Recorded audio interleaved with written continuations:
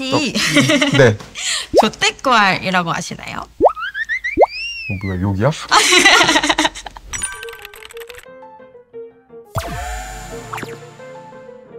치아, 건강 관련 어렵거나 애매한 질문들 백 교수가 답변해드립니다.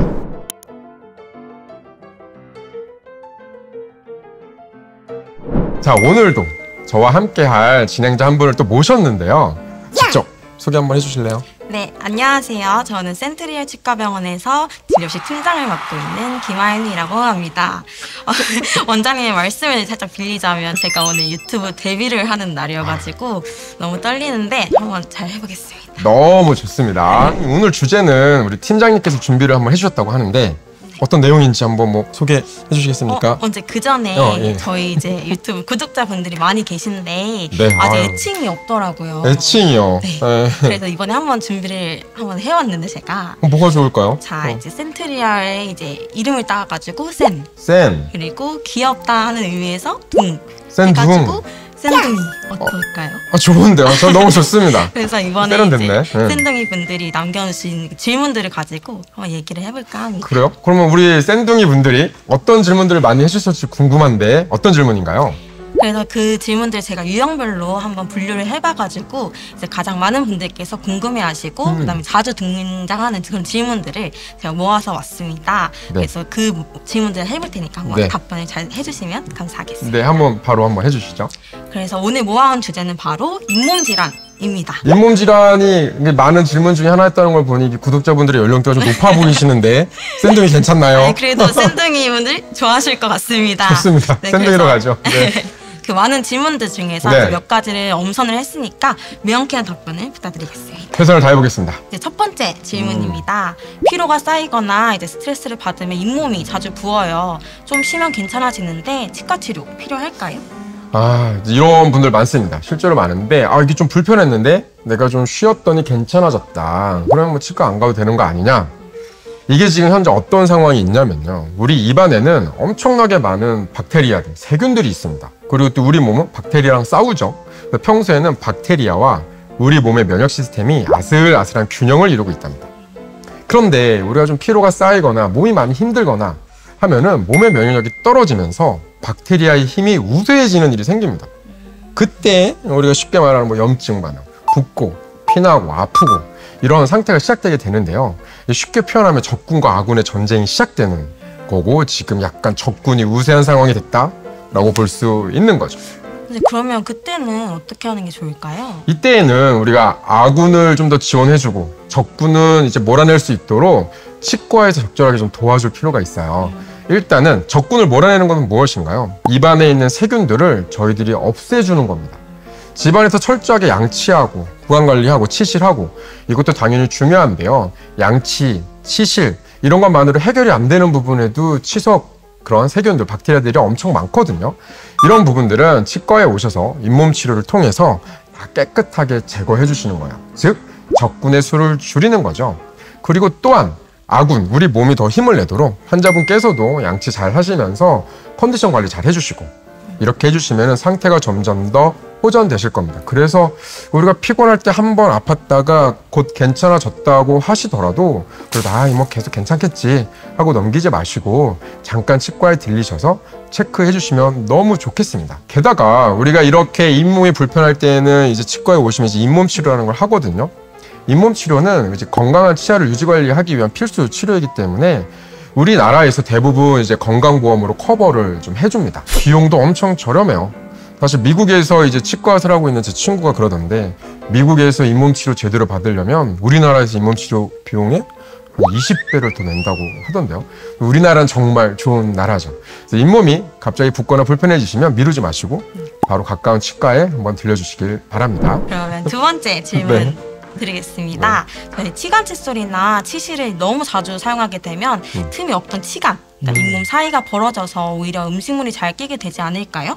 그래도 치실이나 치간 칫솔을 사용하는 게 좋은지 좋지 않은지 또는 올바른 방법은 무엇인지 궁금합니다. 맞아요. 이 질문들도 많이 하시는데요. 칫솔, 우리가 양치질만으로는 치아 사이에 낀 음식물을 깨끗이 제거하지 못하는 경우들이 많아요. 실제로 많습니다. 그래서 우리도 치실을 사용하는 것을 루틴하게 많이 권유드립니다. 간혹 치실 또는 치관 칫솔 때문에 치아가 이렇게 넓어지지 않을지 이제 걱정하시는 분들이 이렇게 질문을 주시는데요.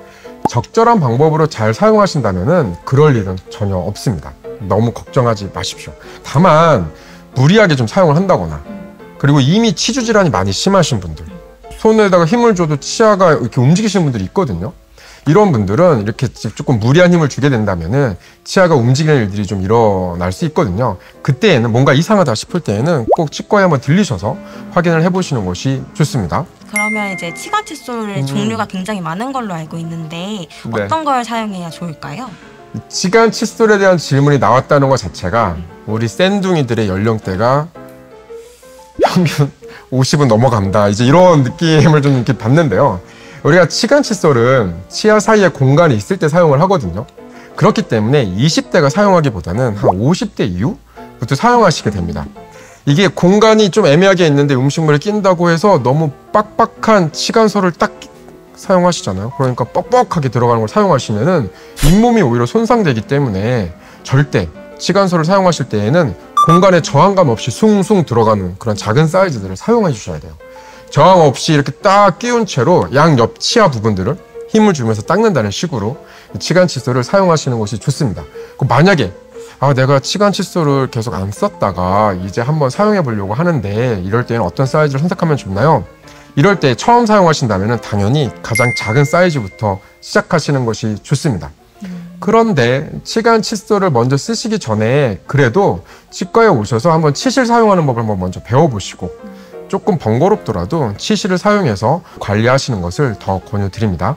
원장님께서 말씀하신 대로라면 잇몸이 살짝 내려가신 분들만, 그러니까 공간이 좀 있으신 분들만 그쵸. 치관 칫솔을 사용하신다고 하셨는데, 그럼 치실은 그 잇몸이 내려가기 전까지 계속 사용하면 될까요? 그렇죠. 치실은 이제 어린 아이들부터, 유치, 아주 성인 연구치가 다 나지 않은 유치만 있는 어린 아이들부터 계속해서, 심지어 공간이 있더라도 치실을 잘 쓰시면 그 공간에 남아있는 음식물을 다 닦아낼 수 있거든요.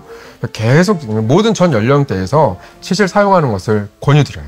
저도 항상 입 닦고 나면 이제 개운하지가 않던데 치실하고 나니까 이제 좀 개운해지더라고요. 너무 좋습니다. 치실 사용해보시면 좋을 것 같습니다. 너무 좋아요. 그렇다면 이제 치관 칫솔이랑 이제 치실 올바르게 사용하는 법 좀 알려주시겠어요? 네, 치관 칫솔과 치실 모두 다 양치를 마치신 후에 사용하시는 게 좋습니다. 명확히 말씀드리면 치실과 치관 칫솔은 양치를 대신할 수는 없어요.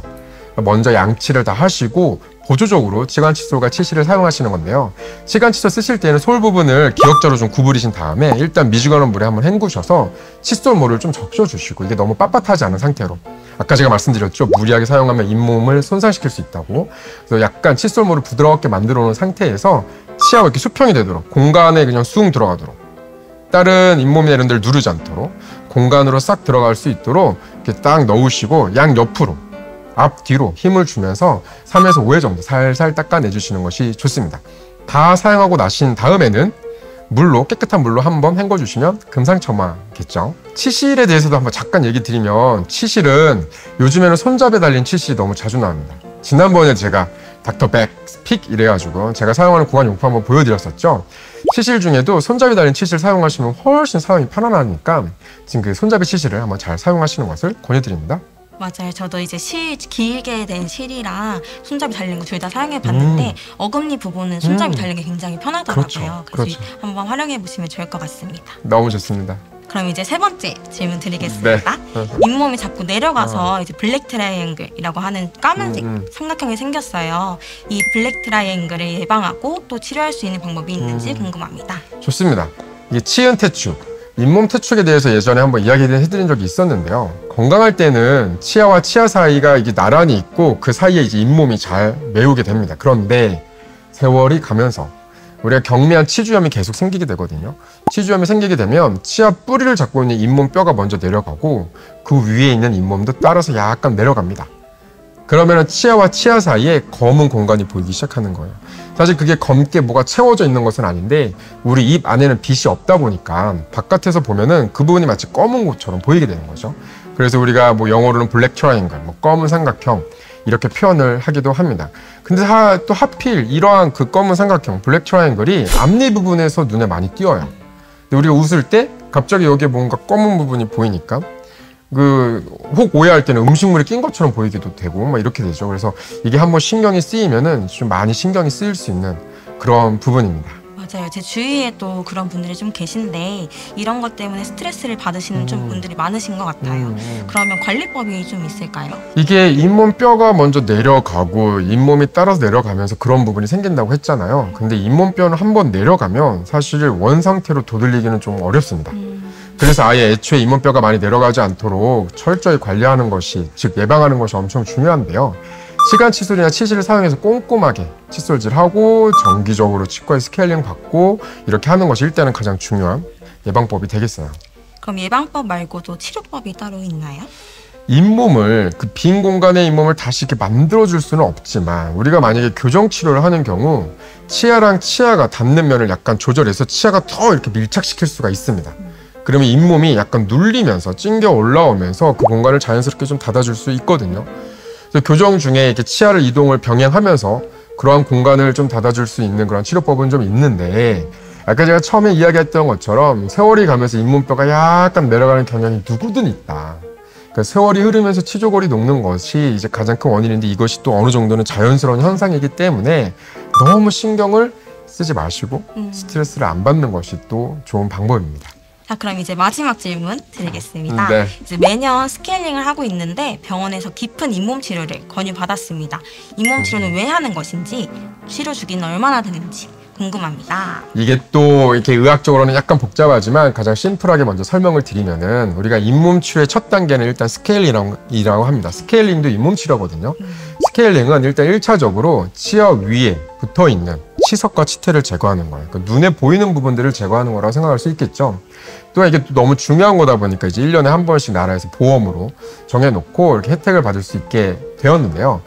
근데 우리가 병원에 가끔 가면은 깊은 잇몸 치료를, 그 후속 치료 잇몸 치료를 권유받을 때가 있습니다. 이것은 무엇이냐면은, 우리가 1차적으로 스케일링을 통해 가지고 치석들을 좀 제거해 놓잖아요. 그러면 일주일 정도 지난 다음에 잇몸, 부어있던 잇몸이 가라앉으면서 그 안쪽에 있던 치석들이 좀 드러날 때가 있어요. 그런 치석들이 치아 위에만 있는 게 아니라 잇몸 안쪽에도 박혀 있거든요. 이런 것들까지 다 깨끗하게 제거해 주는 겁니다. 우리가 일전에도 말씀드렸지만 치석 자체가, 말이 좋아 치석이지, 다 살아있는 세균 덩어리들이기 때문에 이게 잇몸 안에 박혀 있게 되면은 잇몸 질환을 더 나쁘게 악화시키는 데 큰 역할을 합니다. 그래서 정기적으로 치과에 오셔서 검진을 하시고, 이제 의사분들이 딱 보기에 이번에는 한번 잇몸 치료 좀 진행하시는 게 좋겠습니다 할 때에는 이런 깊은 잇몸 치료까지 같이 병행하시면 구강 건강에 큰 도움이 되겠습니다. 그러면 스케일링만으로는 해결이 안 되는 분들도 있으신 건가요? 그쵸. 맞습니다. 스케일링은 우리가 마취 없이 치아 위에 붙어있는 것만 1차적으로 제거를 하는데요. 우리가 깊은 잇몸 치료를 할 때에는, 이런 거 미리 말씀드리면 환자분, 우리 샌둥이들이 또 부담스러워할 수 있는데, 깊은 잇몸 치료 할 때는 우리가 마취를 좀 하고 진행합니다. 왜냐면 마취 없이 하면 좀 아프거든요. 그 정도로 좀 깊이 있는 것들을 제거하는 것이기 때문에. 그럼에도 불구하고 마취, 병원에서 원장님들이 되게 안 아프게 해주시니까 염려 마시고 오셔서 입 안에 있는 깊숙한 곳에 있는 치석들까지 잘 제거해주는 것이 중요하겠습니다. 그럼 마취를 하더라도 잇몸 안쪽에 있는 치석까지 긁어내는 게 좋다는 말씀이신 거죠? 그렇죠. 그러면 치은염이나 치주염 예방에도 이 잇몸 치료 도움이 될까요? 너무 큰 도움이 되죠. 이거는 우리나라의 경우에는 정말 이게 너무 좋은 제도예요. 건강보험으로 이 모든 것들을 다 커버해 놨다는 게 너무 좋은 거고, 환자분들한테 엄청나게 큰 이득이 되는 치료이거든요. 절대 놓치지 마시고 치과에 가셔서 잇몸 치료 적극 받으시길 바랍니다. 그러면 이 잇몸 치료는 치료 주기 어느 정도가 제일 적당할까요? 잇몸 치료는요, 최소 1년에 1회, 치열이나 구강구조상 치석이 잘 쌓이는 편이라면요, 연 2회 정도도 원장님들이 보시고 진행하시라고 할 수 있습니다. 그리고 또 우리 샌댕이들처럼 연령대가 좀 있으신 분들은 조금 더 자주 받으셔야 할 수도 있어요. 또 건강, 당뇨나 고혈압 때문에 잇몸이 쉽게 붓는 분들이시거나 흡연을 하시는 분들이라면요, 더 자주 받는 것을 권장드립니다. 그러면 최소 1년에 1회지만 환자분들의 구강 상태에 따라 좀 다를 수 있다는 말씀이신가요? 맞습니다. 1년에 1회 받으시는 게 제일 좋고, 상태 딱 보고 필요하다 싶으면은, 어떤 분들은 6개월에 한 번씩 하시는 분들이 많아요. 네. 실제로 잇몸이 좀 안 좋으시면 6개월에 한 번씩 하시라고 하는 분도 있고, 근데 제 기억 속에도 벌써 몇 분 떠오르는데, 드물게 어떤 분들은 제가 3개월에 한 번씩 하시라고 한 분도 있어요. 연세가 조금 있으신 분이셨는데, 아버님 이 상태에서 이거 관리 안 하시면 갑자기 치아를 동시다발적으로 상실하실 가능성이 있다. 왜냐면 진짜 잇몸뼈가 많이 내려가 있었는데 아슬아슬하게 버티고 있었던 상황이었거든요. 잇몸뼈가 내려가면요, 잇몸이라도 건강하게 만들어서 잇몸으로라도 그 잇몸 살로라도 치아를 좀 잡아줘야 돼요. 그래야지 최대한 남아있는 치아를 오래 쓸 수 있거든요. 그래가지고 그걸 강조드려서 3개월 주기로 잇몸 치료를 해드렸고 정말 오래 건강하게 사용하셨던 분들도 있는데 그 정도로 중요한 치료니까 잘 오셔서 치료 받으시길 바랍니다. 오늘은 우리 김하윤 팀장님께서 이제 가져오신 질문들, 특히나 또 잇몸 치료 관련된 질문들을 받고 답변을 좀 해드렸는데요. 어떻게 도움이 좀 되셨나요? 네, 저희 이제 샌둥이 분들이 이제 정말 많은 질문을 해주셨는데 가장 많은 분들께서 질문해주신 내용을 골라봤습니다. 네. 원장님께서 답변해주신 내용이 오늘 이제 샌둥이 분들께도 많은 도움이 되셨을 것 같습니다. 좋습니다. 다음에도 또 다른 주제로 질문들을 모아 오도록 하겠습니다. 너무 좋습니다. 자, 오늘 알려드린 내용들이 도움이 되셨길 바라며 구강, 건강 관련 궁금하신 점 있으면 댓글로 많이 남겨주시길 바랍니다. 원장님 혹시 네. 조떼꾸알이라고 아시나요? 뭐야, 욕이야? 욕은 아니고요. 좋아요. 네. 그리고 뭘까요? 댓글, 네. 그리고 구독, 조띠꾸, 알람 설정. 맨 끝에 나로 알았어. 그래서 조띠꾸, 그래서 오케이, 알겠습니다. 어휴, 큰일 날 뻔했네. 네네. 그래서 오늘은 한번 그렇게 끝내보는 게 어떨까 발음을 해가지고. 잘해야겠네요. 네. 알겠습니다. 그래서 원장님께서 조떼 해주시면 제가 하겠습니다. 알겠습니다. 조떼. 감사합니다. 샌딩이들 안녕.